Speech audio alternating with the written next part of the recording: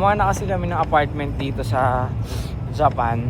So starting February, we have our own apartment na. So if you are one of our close friends, something like that, and gusto nyo mag-rent, pwede yon. Brand new day. Okay. So this is our last full day in Japan for this travel. Kasi actually ano lang tayo dito parang 2 days technically. Okay. Ngayong araw is yung last day natin para mamili. Yung last full day natin. Okay. So ngayon, meron tayong mga in-order na hoodie while we are in the Philippines. So kukunin natin siya ngayon kay Yuki-chan. So pakita ko siya sa inyo. Okay, kasi these hoodies, in my opinion, regular hoodies lang siya guys ha. Pero ito yung mga mahirap hanapin na colorway dito sa Japan. Okay. So kaya kukuha tayo and try natin i-fast flip mamaya yung isang hoodie kasi meron akong prospect client for that hoodie. So yun guys, tara, let's go. Dito tayo sa CH. Okay. Akit tayo mamaya, kuha tayo orders. Alright, so nantay lang natin yung mga si Yuki-chan. So we're here at Chrome Hearts. So kunin natin yung hoodie natin. Let's go. Ito na yung hoodie. Bili natin. Okay. Sobrang rare niya. Okay, lalo yung mga big size, mataas yung resale niya. This one is a size XL. So I think right now tataas pa yung value niya. Diba? So yun guys. Ito na yung Chrome Hearts sa binili natin. Okay. So punta na muna tayo ng hotel. Okay. Magbabike tayo ngayon para mabilis tayo makabalik. Okay.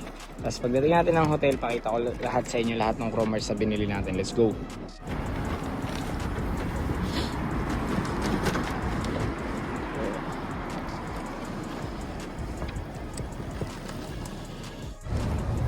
So guys, nag-park lang tayo.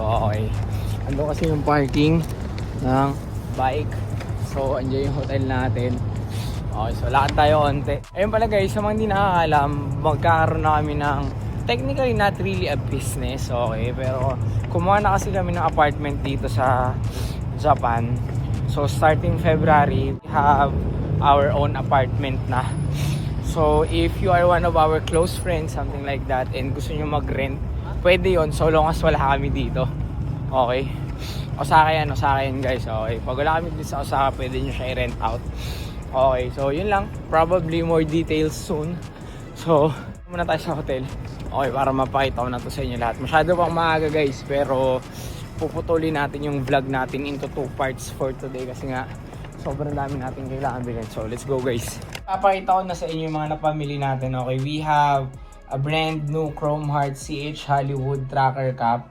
Okay, so in black colorway, bihira ako makita ngayon ng black neto. Madalas ko makita is other cities, pero sa black, wala akong masyado nakitang brand new dito sa Japan. Okay, so ngayon, next natin is etong Chrome Hearts na paper chain. Okay, okay, from CH. So ito guys, this one is an 18-inch brand new paper chain. Okay. And then ito, nakuha na natin to sa reseller na. Okay. Gusto kasi yung colorway na ito. And somehow, in my opinion, mahirap na siyang hanapin in a good price. Marami nagbebenta na ito pero yung presyo niya is sobrang taas. So this one naman is a floral horseshoe. Miami yata to, I'm not sure. Okay, correct me if I'm wrong. Na floral in pink colorway, size XL. Diba? So sobrang solid yan guys. And then last but not the least, my favorite for today's video.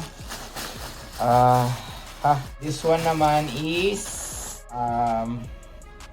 hindi ko na bubuksan na zip na horseshoe in black pink colorway. So ngayon, most probably nag-hold kasi tayo ng mga ganitong colorways ngayon kasi ito yung madalas na tumataas yung value. Okay, like before yung multicolor na mga Chrome Hearts, for mababa lang yun pero right now sobrang taas na. And ayun, yung colorway nito medyo nakikita ko siya na maging ganun.